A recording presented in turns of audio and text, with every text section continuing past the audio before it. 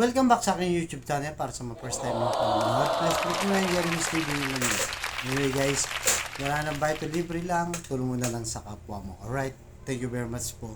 So, ang topic natin ngayon for today's video, BP Sara, ilalarga na ang impeachment sa kanya. Sino kaya ang magpapile? Kasi guys, kung mapansin nyo, marami sa mga DDS vloggers na kinakalat na nila. Ito na daw ang susunod na gagawin ng BBM administrasyon. Itong sila Roque, di ba? Sila Trixie Cruz Angeles, yung mga iba-iba pang mga supporter ng mga DDS. So, yung impeachment guys, alam naman natin na political motivation niya. Kung maalala nyo, di ba? Nangyari na yun sa ating kasaysayan. Nauna na dyan si dating Pangulong Erap Estrada, di ba? Siya yung unang naka-experience dyan.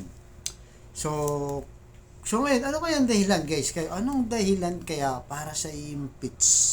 Kasi pwede nating isipin dyan guys. Una, baka yung confidential fund.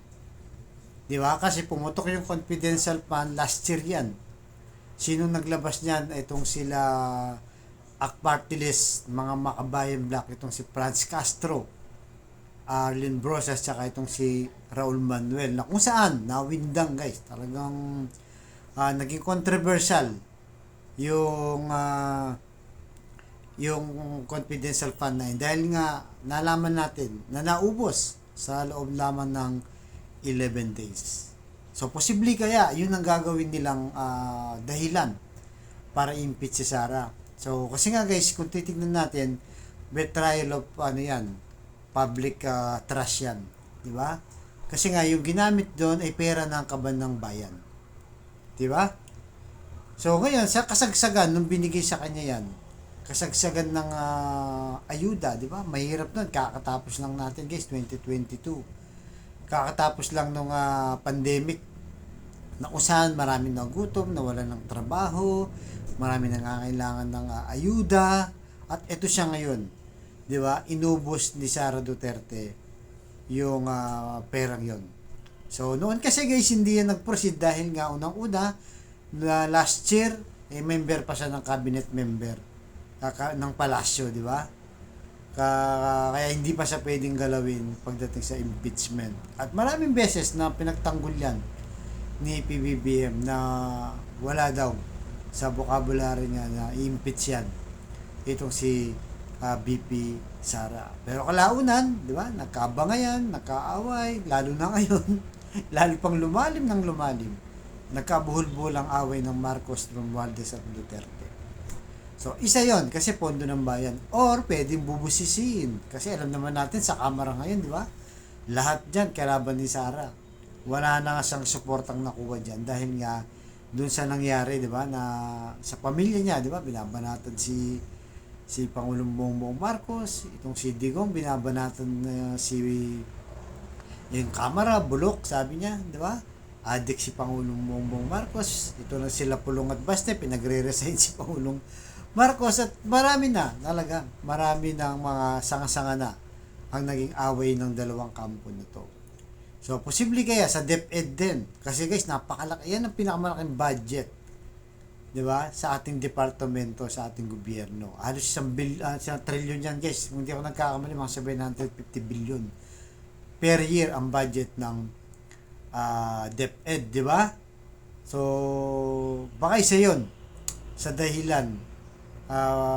Isang dahilan para mag-file sila ng impeachment. So, marami kasi ngayon na talagang bumabanat na kay Sara. Dahil nga bumabanat na rin siya kay BBM. At alam naman natin yung impeachment, guys. Mauna muna yan. 'Di ba, sa Kongreso, kailangan may mag-file.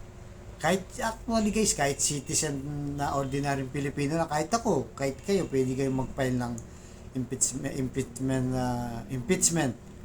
complaint laban kay BP Sara. At siyempre, dadaan yan guys, pagbobotohan muna yan ng mga congressman. Kailangan at least majority sa kanila. 'Di ba? 1/3. Halos mga ganong kadami ang magpapabor diyan. 'Di ba? Tapos pag natapos din sa kanila at naipasa na sa Senado naman, ganun din. At least may mga 18 na senador kasi 24 yan eh.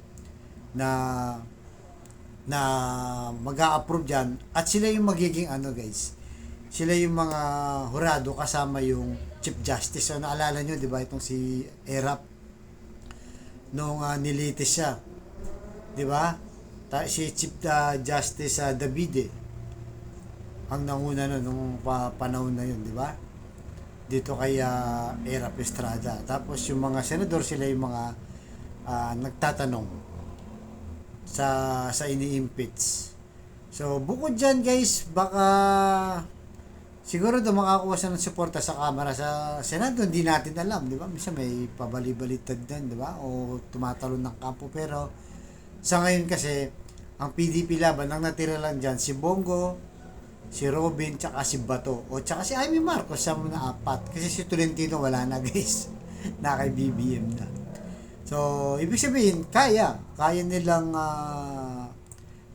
ipanalo yung impeachment ng mga pro-Marcos na senador. Just in case kasi mga Cayetano na kay Marcos na.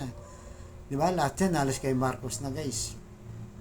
So, posibleng ganun. At isa pang posible, baka yung SALN guys, sa papasok sa corruption.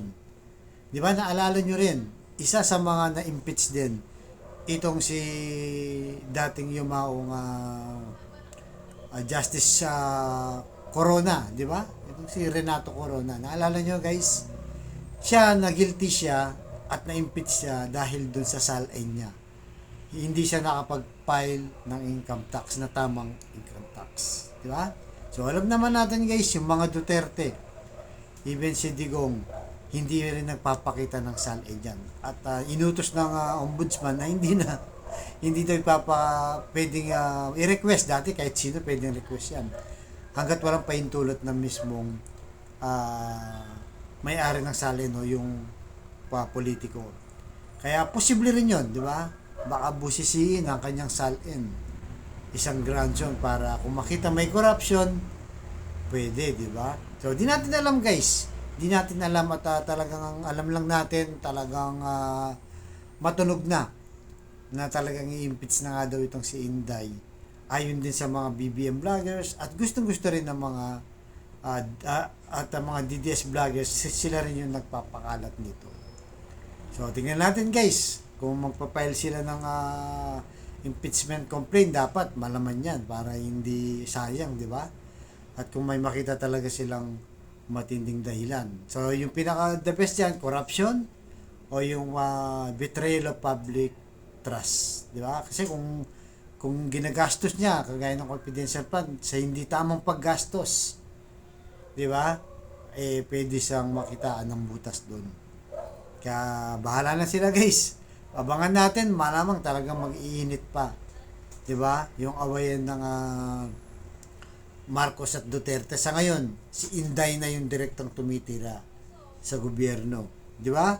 Dahil nabanggit din ni BP Sara, sabi niya, leaders, don't be motivated by cocaine. So, sino bang pinagbibintang ang pulburon? Di ba si BBM? And champagne. Pwede rin si Lisa, di ba? Nung nagtos sila ng glass, hinigop yung wine glass ni Chess Escudero, di ba?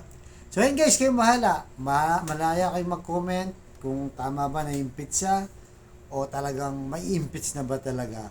Tingnan natin mga sa susunod na araw. Alright guys, hanggang dito lang po. Abangan yung susunod na vlog. Thank you very much.